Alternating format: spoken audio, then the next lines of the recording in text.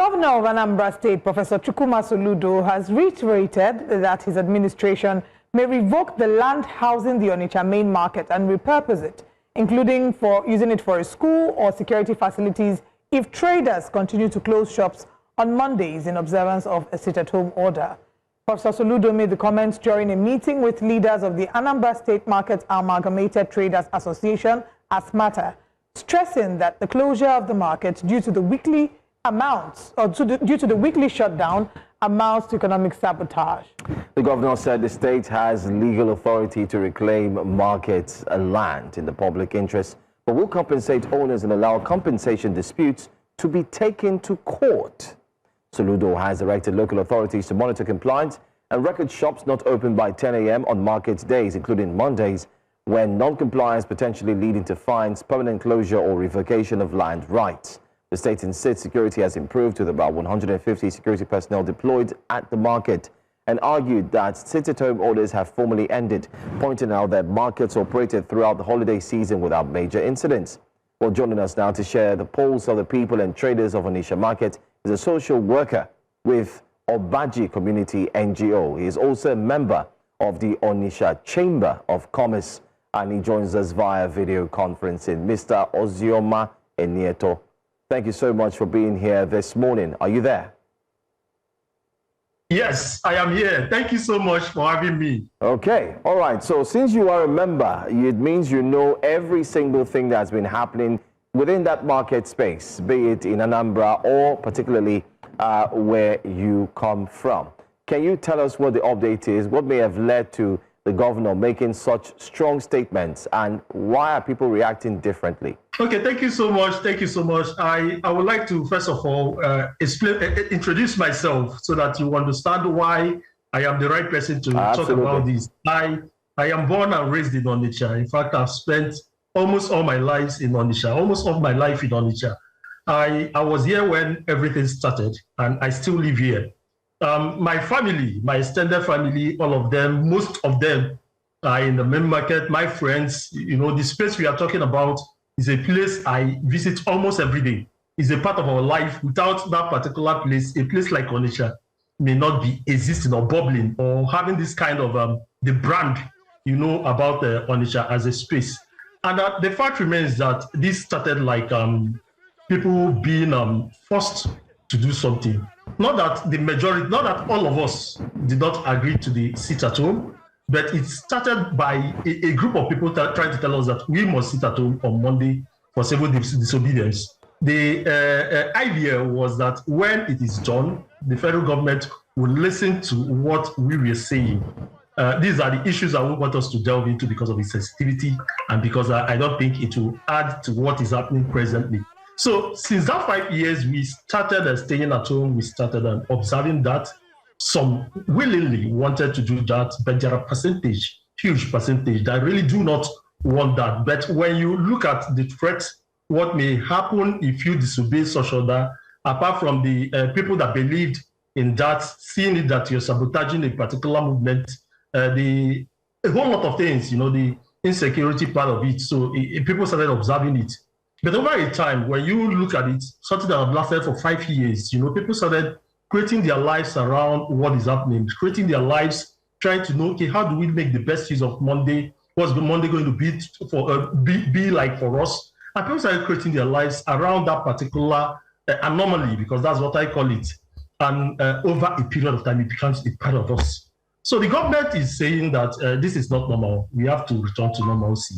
And when you want to uproot something like this, you don't expect it to just come like you make a declaration and people start following you. So what we are looking at are not about people trying to say we must sit at home, or the government insisting that you must not sit at home. It's about government trying to disrupt something that have lasted for a while and has turned to what I would call a culture.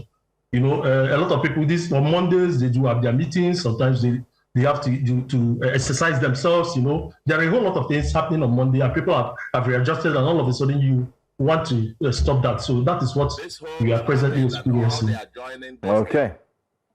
All right. I mean, we're also looking at the aspect that, so let's break it down further. I want to ask, Has there been an agreement now? The people, have they agreed? Has the protest stopped as we speak? Have the entire Market Association, have they agreed that they would comply with the governor's instruction?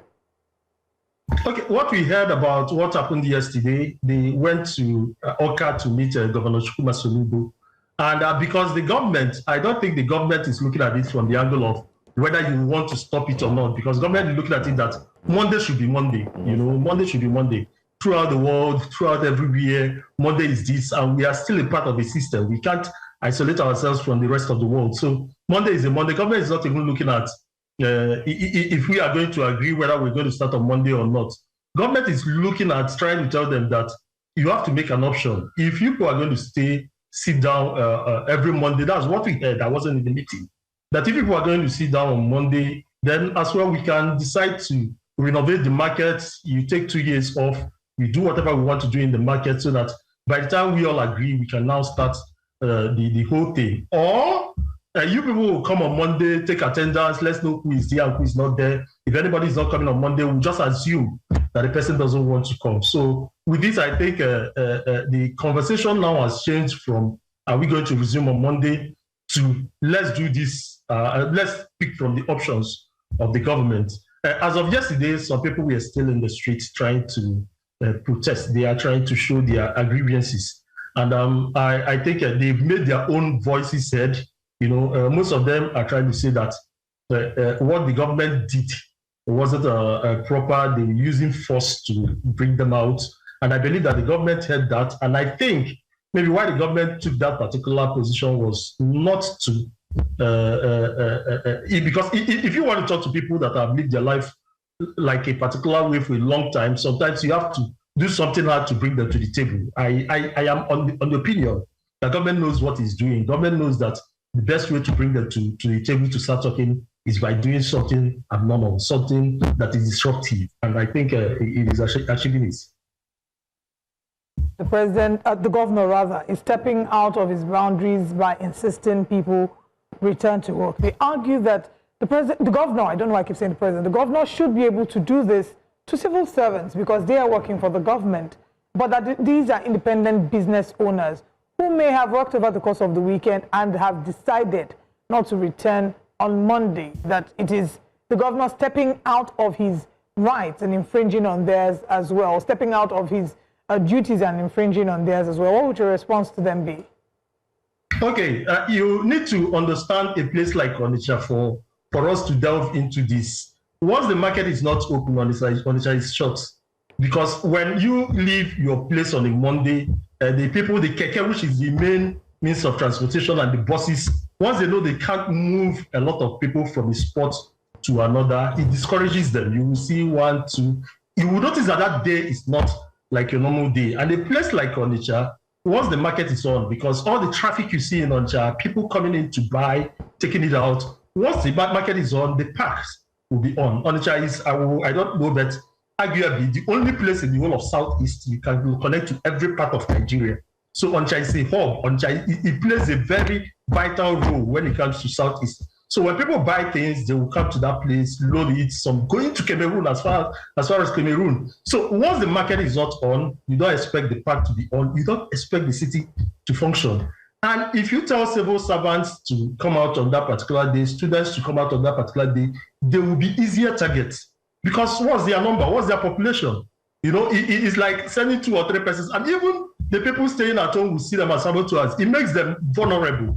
So the best thing, if you want to start the town, is look at what makes the town, the population come out. It won't be easier for someone to do something to people on the road if he knows that he will meet a hold up or meet a lot of people that may interfere. You know, a lot of things. So Onitsha is a city that is built on that business people and the market. Once you are not bringing them out, the town is dry. And anyone you tell us to go out on that particular period, you are risking the person's life. So if the market can't open, no other place should be open because one, they can't even find a way to transport themselves easily. Like the days, a lot of people are on the road because every transporter wants to go and come back and make its money. And 2, it makes them easier targets. I believe that government saw all these things and decided to, first of all, look at what will bring the town up immediately. If you send only the students, even the people in the market that believe that Monday Sitatum is okay, we will always try to point out that those people are sabotaging the system. It will make them vulnerable. I read an account of one of the business owners in the Onitsha Main Market who said that it's not just about the market opening. He argues that the banks aren't open, the schools aren't open, and he says if the market is open today, that some of their customers will not be able to come to the market because they have to go to the bank to withdraw money and be able to come and spend the money on them because it's a very cash-driven market. So I don't know if you can speak to that as well, because you're saying that the market has to be open, that the government took into account all these other considerations, but their argument is that we're not the only ones that are sitting at home. What about the banks? What about the schools? What about the other institutions that also don't go to work on Mondays? Okay, like I said earlier, bringing it back to this particular spot, if you are a bank, why we have concentration of banks? In fact, most, if not all the banks, are from Upper New Market Road to Old Market and New Market Road. This will tell you why the banks are situated there. They are situated because of the market. In fact, the banks became very populated because in the time where people were moving cash. So, most of the banks, some banks strategically are inside the market. You can't see Sterling Bank anywhere else in Onitsha, except inside the market. You have the Zenith, the UBA. Inside the market, you have the Union Bank. This will tell you why the banks are there.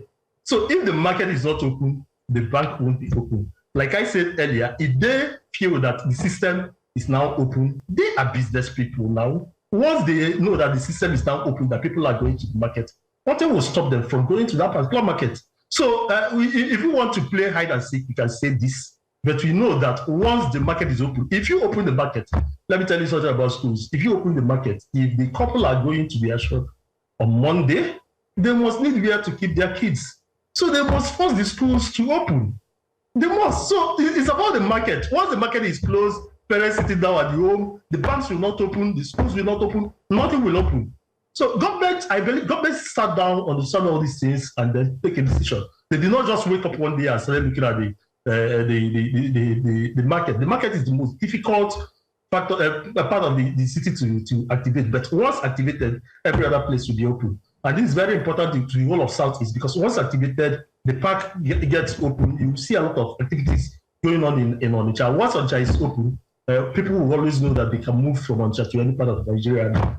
That's something that will affect the whole of Southeast, not just Anambra State. Thank you so much for joining us, Mr. Ozioma Enieto. He is also a member of the Onitsha Chamber of Commerce, and he's highlighted, giving us details of what's happening there in Anambra. Thanks for your time, by the way, and we'll talk to you real soon.